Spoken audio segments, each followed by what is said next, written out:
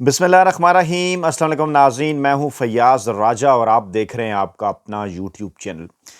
नाज़रीन, पाकिस्तान में गुज़श्ता दिनों होने वाले ज़िमनी इंतखाबात के फ़ौरन बाद पाकिस्तानी इस्टेब्लिशमेंट की जानिब से एक प्लान बी सामने आया है और अहम तरीन बाखबर हल्के ये दावा कर रहे हैं कि पाकिस्तानी इस्टेब्लिशमेंट और ताकतवर हल्कों की जानिब से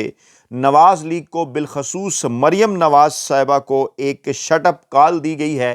और उन्हें वाज़े तौर पर यह पैगाम पहुंचाया गया है कि इलेक्शन के अंदर नवाज़ लीग को जो कामयाबी मिली उसके पीछे किसी तौर पर भी मरियम नवाज़ साहिबा या नून लीग की किसी नाम नहाद कारकर्दगी का कोई अमल दखल नहीं, बल्कि बाकायदा तौर पर तोहफे के तौर पर जो है वो 27वीं आइनी तरमीम की सूरत दिए जाने वाले तोहफे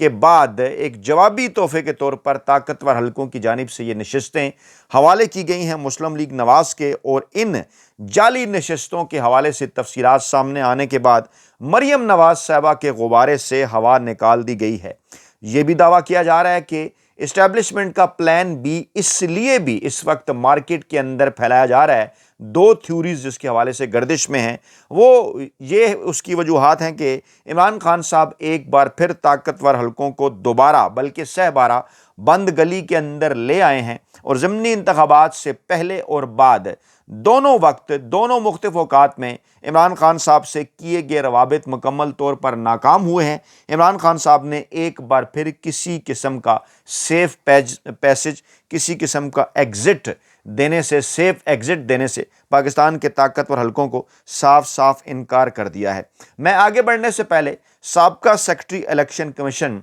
कमर दिलशाद साहब, आज उनका एक बयान बड़ा वायरल है, उनकी गुफ्तगू जो पाकिस्तान के मौजूदा सियासी हालात के हवाले से थी वो बड़ी वायरल है। और कमर दिलशाद साहब ताकतवर हलकों के इस्टेब्लिशमेंट के करीब समझे जाते हैं और कई मौक़े के ऊपर उनकी जानिब से कुछ इस किस्म के बयानात, इस किस्म के ऐलानात, इस किस्म के पैगामात आए जो कि आगे चलकर पाकिस्तानी इस्टेब्लिशमेंट की पॉलिसी साबित हुए। उन्होंने क्या कहा है? उनका ये दावा है कि अहम हलकों में ये तजावीज़ ज़ेरे गौर हैं कि मुजवज़ा 28वीं तरमीम, जिसका मकसद पाकिस्तान में मुआशी इस्लाहात है, इंतखाबी इस्लाहात है, उसके बाद साल 2026 के आखिर में असर नो इलेक्शन करा दिए जाएं। और ये भी वाज़े किया जा रहा है कुछ हलकों की जानिब से कि आइंदा इलेक्शन में मुल्क की कई अहम सियासी शख्सियात मंजर से यकसर गायब हो जाएंगी। तो इमरान खान साहब को तो पहले ही इन्होंने अपने तई इंतखाबी निज़ाम से आउट कर रखा है,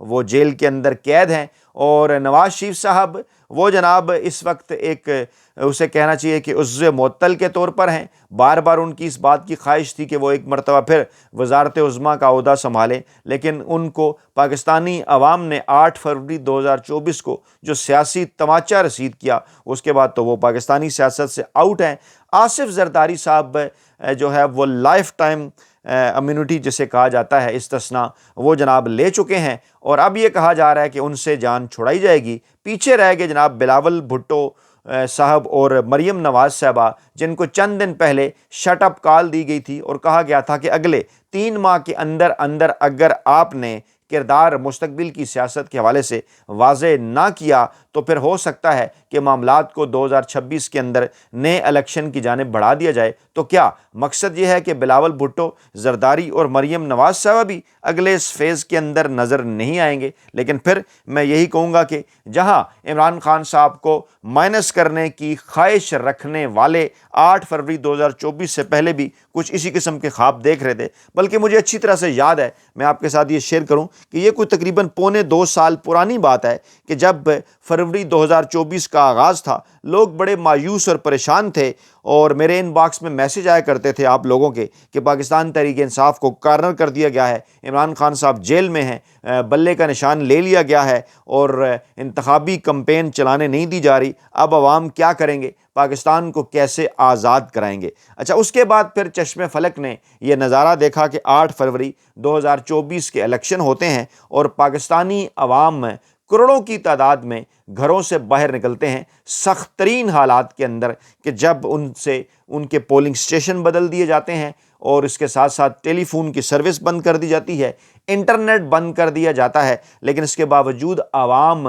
3 کروڑ سے زائد کی تعداد میں عمران خان صاحب کو گھروں سے نکل کر ووٹ ڈالتے ہیں بغیر کسی ایک انتخابی نشان کے، یعنی درجنوں کی تعداد میں عمران خان صاحب کے سینکڑوں قومی اسمبلی اور صوبائی اسمبلی کے امیدواروں کو درجنوں کی تعداد میں مختلف انتخابی نشان دیے جاتے ہیں، لیکن لوگ وہ انتخابی نشان ڈھونڈ کر ان کے اوپر مہر لگاتے ہیں، اور پھر جناب رات کو 9 بجے کے قریب جب نتائج میں تیزی آتی ہے تو پتہ چلتا ہے طاقتور حلقوں کو کہ یہ تو جناب تمام تر کوششوں کے باوجود ہاتھ ہو گیا، عمران خان صاحب کو مائنس نہیں کیا جا سکا، اور اب تو ہر طرف سے عمران خان صاحب کے ووٹ نکل رہے ہیں ڈبوں کے اندر سے۔ اس کے بعد پھر ایک ایسی تاریخی دھاندلی کی گئی جس کی دنیا کی تاریخ میں، انتخابی تاریخ میں، پاکستان کی انتخابی تاریخ میں کوئی مثال نہیں ملتی، کہ اپنی طرف سے ایک شارٹ کٹ کے چلیں، کہاں ڈبے بھریں کہ کہاں جعلی ووٹ ڈالیں۔ ایسا کرتے ہیں کہ ڈبے اور بالکل غائب کر دیتے ہیں تاکہ بعد میں ان کو کوئی کھلوا ہی نہ سکے۔ آخری نتیجہ، حتمی نتیجہ جو ہے فارم 47 کا، جو کہ فارم 45 کی روشنی میں بنتا ہے، اس کو جناب بدل دیتے ہیں، اور پھر 3 کو 8 کرتے ہیں، 2 کو 7 کرتے ہیں، 5 کو 8 کرتے ہیں، پتہ نہیں اس قسم کے ڈرامے ہوتے ہیں جو بڑی حد تک پاکستان کے طاقتور حلقوں کو جو ہے وہ پاکستانی عوام کو پاکستانی عوام کے سامنے انہیں مکمل طور پر برہنہ کر دیتے ہیں، اور پاکستانی عوام ہے جس کو شاید کو تھوڑی بہت امید گزشتہ تمام تر معاملات کے باوجود طاقتور حلقوں کے اوپر تھی کہ شاید ملک کے اندر انتخابی عمل کو اس طرح سے وہ آلودہ نہیں کریں گے، لیکن وہ پھر تمام تر جو چیزیں ہیں وہ جناب ختم کر دی جاتی ہیں، اور پھر جو چنتخب حکومت سامنے آتی ہے اس کے ذمے کیا کام لگائے جاتے ہیں ایک ترتیب کے ساتھ۔ 26ویں آئینی ترمیم، 27ویں آئینی ترمیم، عدلیہ جو ہے وہ ہاتھ کی گھڑی بن جاتی ہے، اور جناب جو جیب کی گھڑی اور ہاتھ کی چھڑی بن جاتی ہے، اور پھر اس کے ساتھ ساتھ اسٹیبلشمنٹ وہ تمام تر کام روایتی سیاسی مافیا سے لیتی ہے جو شاید اس سے پہلے نہ لے سکے، اور اب جب یہ کام ان سے لیے جا چکے ہیں تو اب ان ضمنی انتخابات کے نتائج کے بعد جب مریم نواز صاحبہ اس قسم کا بیان دیتی ہیں یا دینے کی کوشش کرتی ہیں کہ جناب یہ دیکھیے یہ ہماری کارکردگی ہے، یہ دیکھیے کہاں گئی عمران خان صاحب کی مقبولیت، تو انہیں رات گئے پیغام پہنچا دیا جاتا ہے کہ بی بی آپ ذرا تھوڑا سا نچلا بیٹھیں، کیونکہ اس وقت صورتحال یہ ہے کہ مستقبل کی جو اس وقت جو سیاسی تصویر بن رہی ہے مستقبل کی، اس کے اندر یہ جو پاکستان کا روایتی سیاسی مافیا ہے اگلے کسی فیز کے اندر ان سے بھی جان چھڑانے کی بات ہو رہی ہے۔ اور یہ جو سیکرٹری الیکشن کمیشن سابقہ سیکرٹری الیکشن کمیشن کنور دلشاد صاحب کی جانب سے جو دعویٰ کروایا گیا ہے، اس کے پیچھے کچھ چیزیں ہیں۔ 2 اہم ترین تھیوریز اس وقت مارکیٹ کے اندر گردش کر رہی ہیں دوستو، کہ پہلے پاکستان پیپلز پارٹی کو خدا حافظ کہا جائے گا، اور نون لیگ کو سادہ اکثریت دلوا دی گئی ہے۔ ان کے وزراء کی جانب سے اس قسم کے پیغامات، اس قسم کے بیانات بھی آنا شروع ہو گئے ہیں کہ جناب ہمیں جو ہے وہ سادہ اکثریت جو ہے وہ مل چکی ہے، لیکن ابھی ہمارا پاکستان پیپلز پارٹی کے اوپر انحصار ہے، یعنی انہیں ذرا خوش کرنے کے لیے۔ پھر جناب اس قسم کی اطلاعات آتی ہیں کہ گورنر خیبر پختونخوا جو ہیں وہ وہ چیف الیکشن کمشنر سے ملاقات کرتے ہیں، اور پھر کہتے ہیں کہ یہ سیاسی ملاقات نہیں ہے، اور وہ کہتے ہیں جناب کہ چیف الیکشن کمشنر نے دہشت گردی کی مذمت کی، اس قسم کی دیگر چیزیں، لیکن یہ ملاقات بڑی معنی خیز ہے۔ ذرائع یہ دعویٰ کرتے ہیں کہ اطلاعات ہیں اس قسم کی پیپلز پارٹی کے پاس ہے کہ جناب خیبر پختونخوا کی جو حکومت ہے وہ جناب اسے ختم کرنے کا پلان ہے، ختم کرنے کا پروگرام ہے، اور جو سہیل خان آفریدی صاحب کے حوالے سے پشاور ہائی کورٹ کے اندر ہونے والی سماعت ہے جس میں انہوں نے الیکشن کمیشن کے خلاف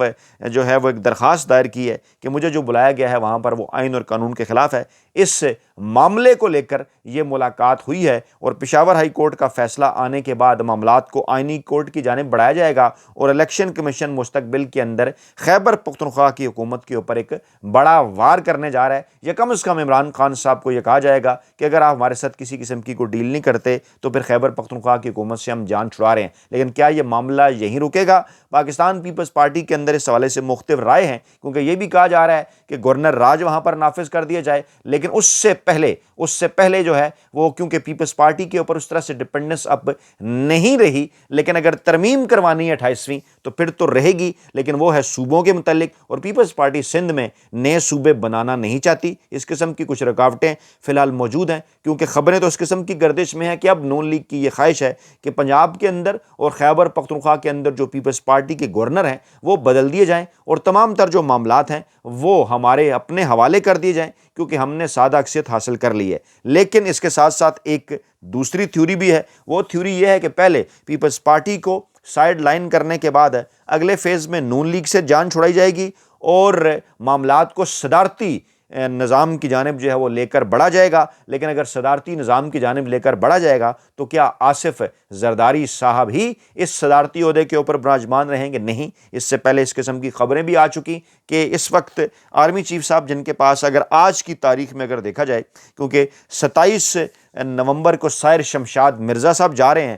جوائنٹ چیف آف سٹاف جو ہیں، اور 27 نومبر کو چیف آف ڈیفنس فورسز بن جائیں گے موجودہ آرمی چیف صاحب جن کے پاس اس وقت 2 عہدے ہیں۔ وہ آرمی چیف صاحب بھی ہیں، وہ پاکستان کے فیلڈ مارشل بھی ہیں۔ فیلڈ مارشل خیر کسے کہا جاتا ہے کہ ایک سمبولک عہدہ ہے، اور جو ان کو یہ خطاب دیا گیا یہ پوری زندگی رہے گا، اور اس حوالے سے جو استثناء ہے وہ بھی جناب پوری زندگی رہے گا۔ لیکن جو عہدہ ان کے پاس نوٹیفیکیشن والا ہے، 29 نومبر 2022 کو وہ آرمی چیف بنے تھے، 29 نومبر 2025 تک ان کی مدت تھی، لیکن پھر 26ویں آئینی ترمیم کے بعد ایک غیر پارلیمانی ایکٹ آ گیا، مدت ان کی 29 نومبر 2027 تک بڑھا دی گئی۔ لیکن اب صورتحال یہ ہے کہ 27 نومبر جو کہ اب قریب ہی ہے، جو کہ اب چند گھنٹوں کی بات ہے، 27 نومبر 2025 کو سائر شمشاد مرزا صاحب کے ریٹائر ہونے کے بعد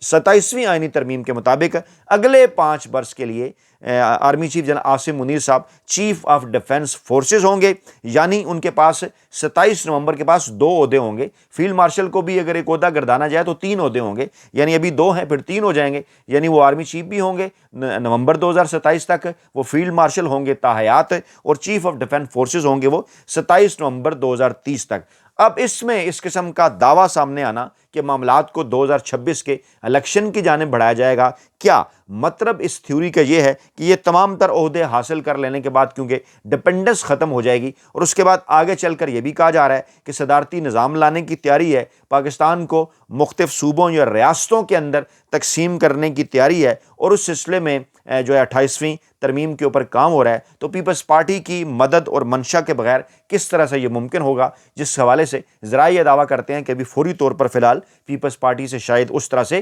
جان نہ چھوڑائی جائے۔ ہاں، آگے چل کر کسی وقت جو ہے 2026 کے نصف کے بعد اگر اس سے پہلے 28ویں ترمیم کر لی جاتی ہے تو اس کے بعد ان سے جو ہے وہ جان چھڑائی جا سکتی ہے۔ اور پھر اس قسم کی باتیں بھی گردش میں ہیں کہ بلاول بھٹو زرداری صاحب کو، پیپلز پارٹی صاحب کو اپوزیشن لیڈر بنانے کی طرف جو ہے وہ اس کا ایک ماحول بنایا جا رہا ہے، تاکہ پاکستان تحریک انصاف کے پاس یہ جو اپوزیشن کے حوالے سے جو کچھ تھوڑے بہت ان کے پاس جو انتخابی یا کچھ سیاسی حقوق ہیں وہ بھی ان سے چھین لیے جائیں۔ اصل میں تو حکومت تھی ان کی 2 تہائی اکثریت کے ساتھ، آج بھی وہ سب سے بڑی پارلیمانی جماعت تھے، لیکن پھر انہیں چھوٹی جماعت بنایا گیا، ان سے جو ہے مخصوص نشستیں چھین کے لوگوں کو نااہل کرا کے اس قسم کے جناب ضمنی انتخابات کرا کے۔ لیکن اب یہ کہا جا رہا ہے کہ کیونکہ محمود خان اچکزئی صاحب کا نوٹیفیکیشن نہیں کیا جا رہا، اور آگے چل کر پلان یہ ہے کہ اس عہدے کے اوپر بلاول بھٹو زرداری صاحب کو براجمان کیا جائے، مولانا فضل الرحمان صاحب کی حمایت حاصل کی جائے، اور آگے چل کر پھر کوئی بھی جو چیف الیکشن کمشنر ایک نیا اپنی مرضی کا بنانا ہے، یا نئے انتخابات کے حوالے سے جو بھی رولز آف گیم طے کرنے ہیں وہ جناب پیپلز پارٹی اور نون لیگ مل کر طے کر لیں، اور پاکستان تحریک انصاف کو سائیڈ لائن کیا جائے۔ لیکن یہ تمام تر جو معاملات ہیں یہ ایک بار پھر پاکستان کی طاقتور اسٹیبلشمنٹ کو، پاکستان کے موجودہ آرمی چیف صاحب کو، پاکستان کے موجودہ فیلڈ مارشل صاحب کو، پاکستان کے 2 دن بعد بننے والے چیف آف ڈیفنس فورسز کو، اور جو بھی اسٹیبلشمنٹ کے حلقے ہیں ان سب کے حوالے سے ایک بڑا سوال بھی پیدا ہو رہا ہے۔ سوال اٹھائے جا رہے ہیں کہ جناب جو ہے وہ فورسز کے اندر اس حوالے سے ممکنہ رد عمل، اس کے ساتھ ساتھ عدلیہ جس کا مکمل طور پر تیا پانچا کیا جا چکا ہے، کہا یہ جا رہا ہے کہ کیا اب بھی سپریم کورٹ ہو یا اسلام آباد ہائی کورٹ ہو، وہاں پر کیا کچھ اس قسم کی کوئی آوازیں اٹھ سکتی ہیں جو کہ آگے چل کر اس ہائبرڈ نظام کے خلاف کسی قسم کی کوئی رکاوٹ بن سکیں۔ اس حوالے سے تو وہ کہتے ہیں کہ جناب جو ہے وہ ستِ خیراں لکھی جا رہی ہیں، لیکن اس کے باوجود عمران خان صاحب سے جن سے ملاقاتوں کے اوپر پابندی لگا دی گئی ہے، جن کو اس وقت قید تنہائی کے اندر رکھا گیا ہے، ان کے حوالے سے آج بھی یہ اطلاعات ہیں رات گئے کہ سعودی چیف آف جنرل سٹاف جنہوں نے آرمی چیف صاحب سے بھی ملاقات کی ہے، جنہوں نے شہباز شریف صاحب سے بھی ملاقات کی ہے، ایک بار پھر سعودی قیادت کی جانب سے اس بات کا مشورہ دیا گیا ہے کہ اگر معاملات آپ کے کنٹرول میں ترامیم کرا لینے کے بعد آ گئے ہیں تو اب تھوڑی سی جو ہے سپیس وہ پاکستان تحریک انصاف اور عمران خان صاحب کے لیے آپ پیدا کریں، اور یہ پیغام بھی امریکی حلقوں کی جانب سے سعودی عرب تک پہنچا اور پاکستان تک پہنچایا گیا، کیونکہ آگے چل کر یہ جو موجودہ ہائبرڈ نظام ہے اس کے حوالے سے عالمی سطح کے اوپر آوازیں اٹھنے کا امکان ہے۔ کہا یہ جا رہا ہے کہ عمران خان صاحب سے اس دوران ایک بار پھر ڈیل حاصل کرنے کی کوشش کی جائے گی کہ کسی نہ کسی طریقے سے ہمیں اس بند گلی میں سے نکالا جائے، عمران خان صاحب ہمیں کسی قسم کا سیف پیسج دیں، سیف ایگزٹ دیں، اور 28ویں ترمیم میں یہ جو انتخابی نشستیں ہیں ان کے معاملات بدلے جانے کے بعد پاکستان کو نئے الیکشن کی جانب بڑھانے کا آپشن دیا جائے گا۔ گلگت بلتستان کی اسمبلی نے مدت پوری کر لی، آزاد کشمیر اسمبلی مدت پوری کرنے جا رہی ہے، بلدیاتی انتخابات کا بھی جو ہے وہ شور بلند ہے۔ 2026 کو کہا جا رہا ہے کہ گلگت بلتستان، آزاد کشمیر اور بلدیاتی انتخابات ہو سکتے ہیں، ایک ماحول جو ہے وہ چیک کیا جا سکتا ہے، اور آگے بڑھ کر پھر پاکستان تحریک انصاف کو کچھ مزید آفرز کی جا سکتی ہیں۔ اپنا بہت خیال رکھیے گا، دعاؤں میں یاد رکھیے گا۔ نئی ویڈیو کے ساتھ جلد حاضر ہوں گے۔ اللہ نے کے بعد۔